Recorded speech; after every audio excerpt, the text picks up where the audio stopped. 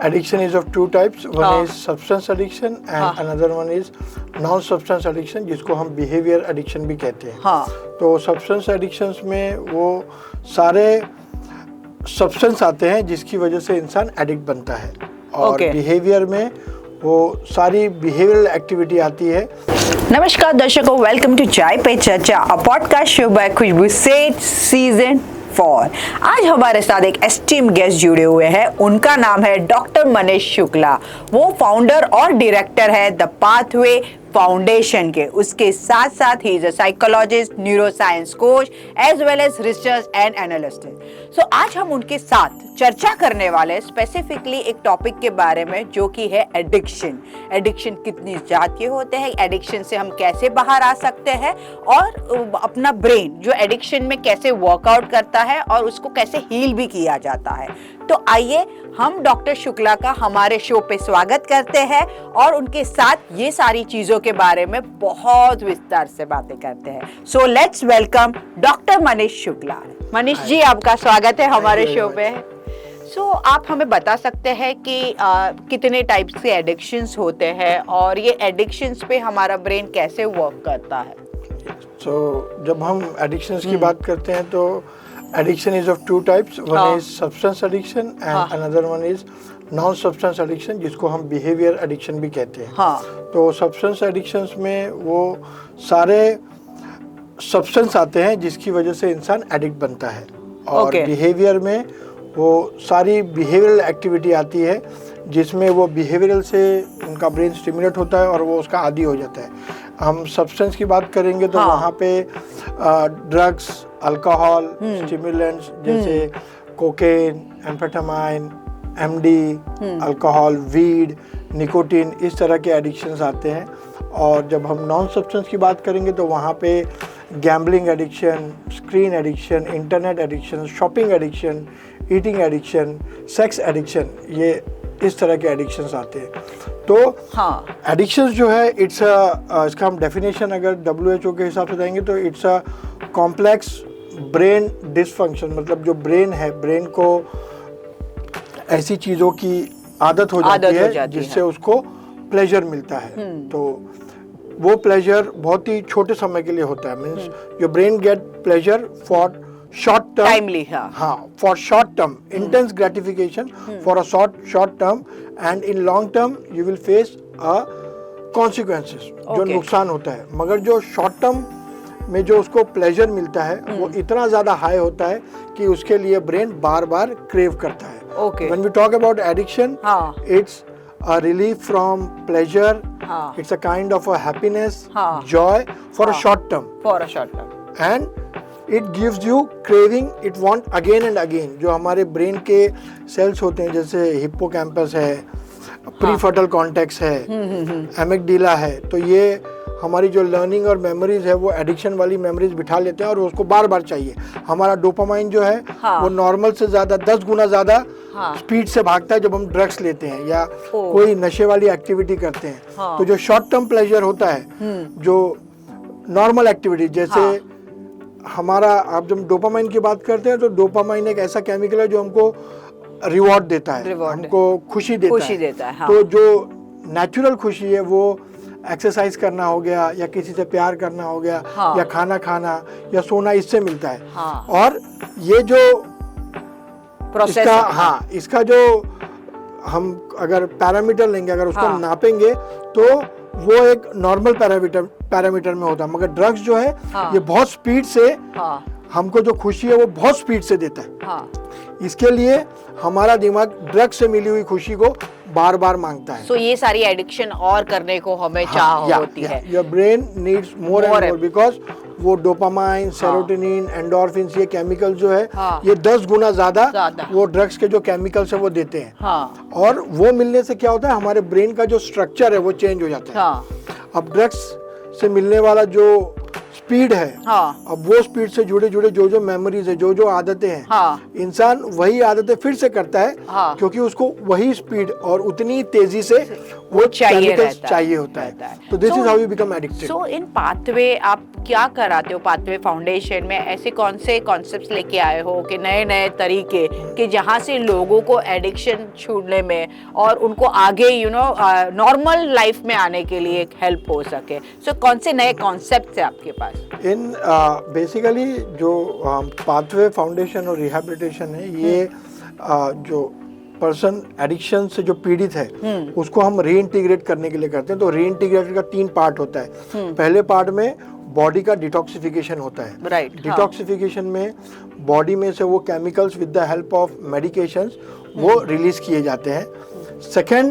Second phase में उनका behaviour modification होता है। बिहेवियर मॉडिफिकेशन मतलब उनको वो सारी आदतें का रिपीटेशन किया जाता है जो आदतें से उनको नेचुरल वे से केमिकल्स को वो एंजॉय कर सके। जैसे याददाश्त करना, खुश होना, एक्सरसाइज करना, सोना, गाना गाना, म्यूजिक करना, अपने ब्रेन की क्रिएटिविटी को महसूस करना। तो ये चीज हम पाथवे में, जिसको हम रिपीटेशन थेरेपी कराते हैं, उस पर हम काम करवाते हैं। उनको हम कंप्लीटली एक ऐसे मॉडिफिकेशन स्ट्रक्चर में रहते हैं जहाँ पे वो अपने आप को मॉडिफाई करते हैं, अपनी आदतों को मॉडिफाई करते हैं, रिप्लेस करते हैं अच्छी आदतों में। सारी अच्छी आदतों को, और वो आदतें हमको रिपीट करना पड़ता है। जैसे कि WHO वर्ल्ड हेल्थ ऑर्गेनाइजेशन कहता है कि कोई भी आदत को ऑटोमेटेड, मतलब दिमाग में ऑटोमेटिकली उसको रन करने के लिए 160 से 200 दिन के करीब लगते हैं। इसके लिए जो रिहैब का एक समय होता है, ये 4 से 6 महीने का होता है। ये 4 से 6 महीने में जो लोग होते हैं वो आदतों को रिपीटेडली करके अपनी आदतों से अपनी खुशी को पाना, नेचुरल केमिकल्स को रीजनरेट करना और अपने ब्रेन की रीवायरिंग, इसको हम कहते हैं ब्रेन रीप्रोग्रामिंग। तो ब्रेन का रीप्रोग्रामिंग होता है। ओके, सो ये as in being a neuroscience coach भी हो आप एक, तो आपने वो थेरेपी अपने एडिक्टेड पेशेंट्स में ट्रीटमेंट के बीच यूज की है और उसको कितना लाभ और क्या फायदा हुआ? जब हम न्यूरोसाइंस की बात करते हैं तो न्यूरोसाइंस हमको ये बताता है कि ब्रेन इज अ प्लास्टिक, बराबर है। ब्रेन को हम अडॉप्ट कर सकते हैं, ब्रेन को हम मोल्ड कर सकते हैं। तो एक न्यूरोप्लास्टिसिटी नाम का एक इसमें थेरेपी होता है जिसमें हमारे ब्रेन में न्यू न्यूरॉन्स जनरेट होते हैं। और वो न्यू न्यूरॉन्स नए स्किल्स, नए आदतें, जब हम नई आदतों का प्रैक्टिस करेंगे तो उससे वो पैदा होते हैं, वो एक कनेक्शंस बनते हैं। तो हम हमारे पेशेंट्स में वो न्यू स्किल्स, न्यू आदतें करने के लिए, उनके अंदर वो पैदा करने के लिए we teach them, we give them different therapy. Like if somebody is good in singing, we make them to sing. If somebody is good in speaking, we enhance their communication skills. If somebody is good in presentation, so we give them different kind of presentation topics to present. तो ये करके उनको motivation तो मिलता ही है, plus उनके अंदर वो नया स्किल डेवलप होता है और उसको लेके वो आने वाले करियर या अपना रोड मैप बना सकते हैं। ओके, जब भी आपने एडिक्शन की बात की तो उनके 2 या 4 मंथ्स तक उनको रिहैब में रहना पड़ता है। तो उस दरमियान आपके पास बहुत सारे चैलेंजेस आते होंगे अलग अलग क्लाइंट्स के, अलग अलग पेशेंट्स के। तो how you deal with that challenges and overcome it? And उसके साथ साथ लोग कोई रहते हैं जो रिहैब से जाके सारी आदतें निकल जाती है लेकिन वापस वो कहीं आदतें आ जाती है, तो how you also deal with that person? जब हम रिहैब की बात करेंगे तो रिहैब में जब पेशेंट्स आते हैं तो सबसे पहला जो चैलेंजेस है कि उनको शुरुआत में रहने का मन नहीं करता है। और वो क्यों होता है? Because of brain chemistry. Brain में जो केमिकल्स लेवल डाउन हो जाते हैं, उनको डिप्रेशन, एंजाइटी, मूड स्विंग के प्रॉब्लम होते हैं। और उनको अपना जो फ्रीडम स्पेस है, मतलब उनके लिए फ्रीडम का मतलब है अपने मन से काम करना और डिस्ट्रक्टिव काम करना। तो उनको एक प्रॉपर डिसिप्लिन वे में रखने का जो सिस्टम है वो हमारे लिए चैलेंजिंग होता है। But with the help of counselling and medications वो धीरे धीरे स्टेबल होने लगते हैं। और जैसे आपने बोला कि बाहर जाने के बाद, बाहर जाने के बाद में the biggest challenge is environment and society. अगर हम एनवायरनमेंट की बात करें तो हमारे एनवायरनमेंट में पेडलिंग, नशे का बिकना, लीगल ड्रग्स, ये बहुत ही कॉमन है।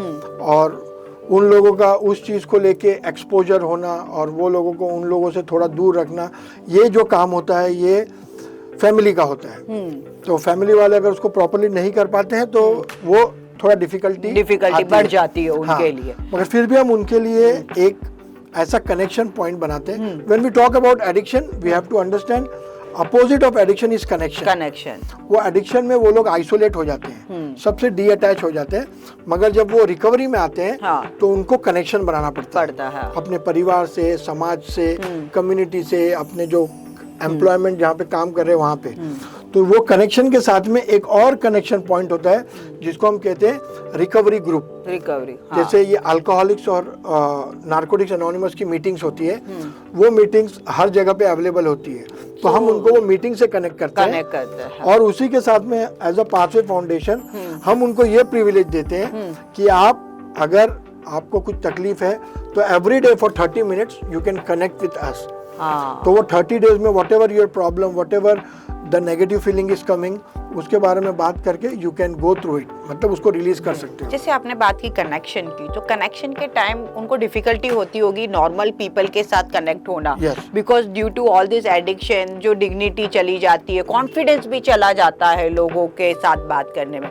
तो उसके लिए आप क्या सुविधा, क्या एडवाइस, क्या आप कुछ कम्युनिटी उनके लिए जनरेट करते हो या क्या चीज? We have a recovering community group, जहाँ पे हम जब कम्युनिटीज प्रोग्राम करते हैं तो वहाँ पे जो लोग रिकवरी में हैं उनको हम प्रेज करते हैं, उनको हम अवार्ड करते हैं गिफ्ट से या सर्टिफिकेट से।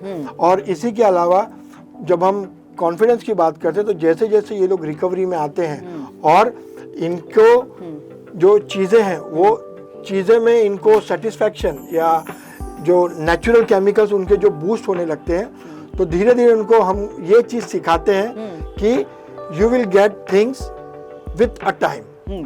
तो जब वो स्लोली काम करते हैं और ये वो अपने इंस्पिरेशंस को फॉलो करते हैं, मतलब जो दूसरे रिकवरिंग एडिक्ट्स हैं जब वो उनको ये फॉलो करते हैं कि उन लोगों ने भी समाज में अपने आप को स्लोली एस्टेब्लिश किया है, तो वो एक रोल मॉडल को फॉलो करते करते ये चीज़ आसान हो जाती है। और हम help them out to get out of it. और हम समय समय पे जो कम्युनिटी गैदरिंग्स, उनका सेलिब्रेशंस और अलग अलग तरह से हम उनको प्रमोट भी करते हैं, तो वो उनके अंदर और कॉन्फिडेंस बिल्डअप करता है। और the main thing is society का acceptance. Yes, that's the most important. So तो आपका future plan, the pathway foundation, जो आपका फाउंडेशन है वो कहाँ लोकेटेड है, उसके बारे में बताइए, और इनके क्या फ्यूचर प्लान्स है और आप क्या नया लेके आ रहे हो उसके बारे में भी हमारे दर्शकों को बताइए। Mostly we are located in Kalyan. अभी हमारा एक ही यूनिट है, the Kalyan, which is located to near by Mumbai city and it is in Maharashtra state. We are located in Kalyan Bhiwandi road. And हमारा जो आने वाले समय में हम ये देखते हैं कि हम जो लोग नशे से निकलते हैं वो हम उनको जो पोस्ट ट्रीटमेंट प्लान जो होता है वो हम उनको किस तरह दे सकें, मतलब रिहैब से बाहर जाने के बाद। रिहैब के अंदर तो हम उनको इंटीग्रेटेड प्रोग्राम दे रहे हैं, counselling, skill development, chemical boosting facilities, games, your memory जो बिल्ड करते हैं, ये सारे एक्टिविटीज़ हैं। मगर बाहर जाने के बाद में we are more focusing on generating help desk. Help desk एक ऐसी चीज़ है जो हम कोशिश कर रहे हैं कि हम मुंबई सिटी में हमारे 3-4 ऐसे अलग अलग जगह कॉर्नर में एक डेस्क हो जहाँ पे ये लोगों को हम मंथली या वीकली एक बार बुला के हम उनको इजीली उनका काउंसलिंग कर सके फ्री ऑफ चार्ज, और उनको समय समय पे जब तकलीफ होती है तो उस समय पे हम अवेलेबल रह सके। तो हम हेल्प डेस्क का हमारा प्लान है आगे। एंड आगे चल के हम सेंटर को और एक्सपांड करने का भी सोच रहे हैं, और we are thinking to give our services to mass population. Amazing, very good initiative for the people and we would like to acknowledge you for this work. So ये हमारी तरफ से आपके लिए a small acknowledgement है।